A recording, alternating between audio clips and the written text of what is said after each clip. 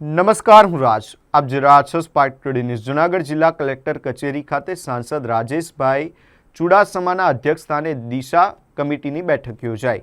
બેઠકમાં કેન્દ્ર અને રાજ્ય સરકારની વિવિધ જનકલ્યાણકારી યોજનાઓ તેમજ વિકાસ કાર્યોની પ્રગતિની વિગતવાર સમીક્ષા કરવામાં આવી હતી. સાંસદે યોજનાઓના માત્ર આંકડાઓને બદલે ધરાતલ પર તેનો વાસ્તવિક લાભ લોકો સુધી પહોંચી રહ્યો છે કે નહીં તેની સમીક્ષા કરવા અધિકારીઓને સૂચના આપી હતી. પાત્રતા ધરાવતો કોઈપણ નાગરિક સરકારી યોજનાના લાભથી વંચિત ન રહે તે માટે ઇનોવેટિવ અભિગમ અપનાવવા પણ માર્ગદર્શન આપવામાં આવ્યું હતું. વિકાસ કાર્યો માત્ર વહીવટી પ્રક્રિયાના કારણે બિનજરૂરી રીતે વિલંબિત ન થાય તેની ખાસ કાળજી લેવા સૂચના આપવામાં આવી હતી.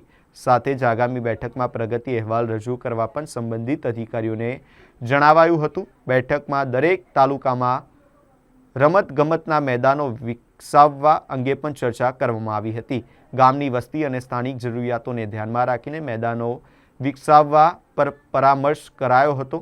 આ ઉપરાંત પીએમ કિસાન સન્માન નિધિ, આયુષ્યમાન ભારત, પ્રધાનમંત્રી આવાસ યોજના, રેલવે પ્રોજેક્ટ, સ્વામિત્વ યોજના, નેશનલ હાઈવે, મનરેગા, મત્સ્ય ઉદ્યોગ, સમાજ સુરક્ષા, પશુપાલન, ખેતીવાડી, શિક્ષણ અને વિદ્યાર્થીઓની શિષ્યવૃત્તિ સહિતની વિવિધ જનકલ્યાણકારી યોજનાઓની સમીક્ષા કરવામાં આવી હતી. બેઠકમાં જિલ્લા પંચાયત પ્રમુખ લીનાબેન કાવાણી, ધારાસભ્ય સંજયભાઈ કોરડિયા, ધારાસભ્ય અરવિંદભાઈ લાડાણી, જિલ્લા કલેક્ટર યોગેશ ચૌધરી સહિતના અધિકારીઓ અને પદાધિકારીઓ ઉપસ્થિત રહ્યા હતા.